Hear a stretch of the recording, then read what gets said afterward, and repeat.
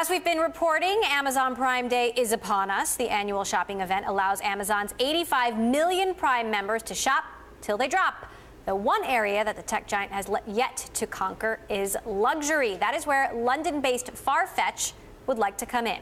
The global luxury fashion online platform partners with hundreds of designers across the globe, allowing them to connect with over 1 million customers in 190 countries. Earlier, Bloomberg's Caroline Hyde sat down with Farfetch founder and CEO Jose Neves in London. She started by asking about the company's use of AI and how much of a role tech will play in the future of e-commerce.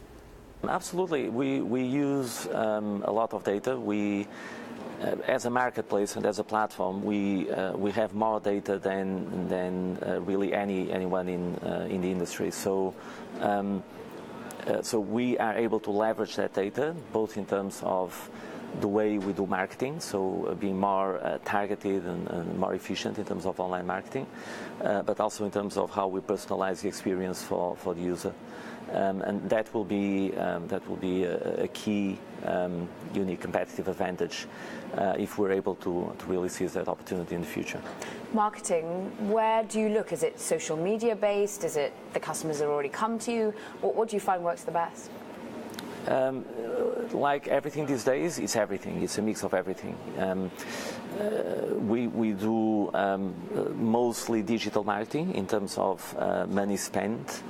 And that's across all platforms, both the Western world platforms, the Facebooks, the Instagrams, the Googles of this world, and obviously the regional platforms, the WeChat, the whole Tencent universe, Yandex in Russia, etc. So we really have a global digital marketing capability, and that was developed obviously over the years.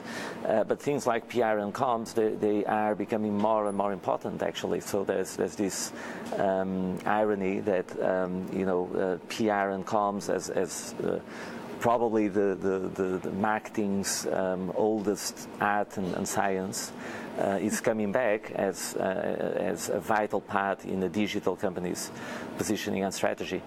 So it's really across all channels. When you are looking at the competitive landscape, how do you assess it? Who are your rivals as you see them? Who are becoming them? So we are a platform company, so we're not a retailer.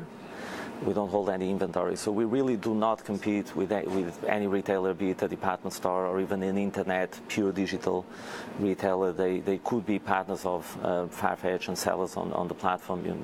Some of them already are. So our competitors are really the platform companies that are addressing consumers. Some of them already massive in fashion and luxury fashion. If you take Instagram, for example, if Instagram will have a buy button with the logistics and customer service back end, they would be a hell of a competitor. So we look at ourselves as a platform technology driven business with a community ethos behind it, and so that's where we see the competition coming from. When you look at Amazon getting into every sort of industry group, and many are wondering where it goes next, do you ever see them being a real force to reckon with in luxury? You never know with Amazon, right?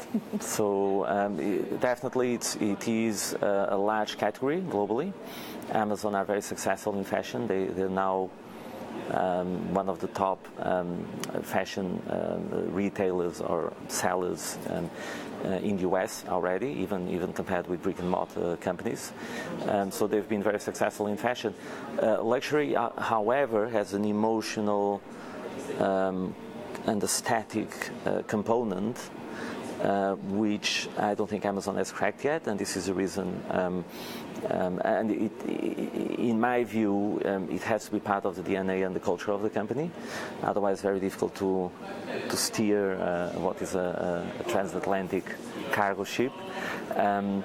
But it's definitely always a company that executes immaculately, and therefore we need to keep an eye.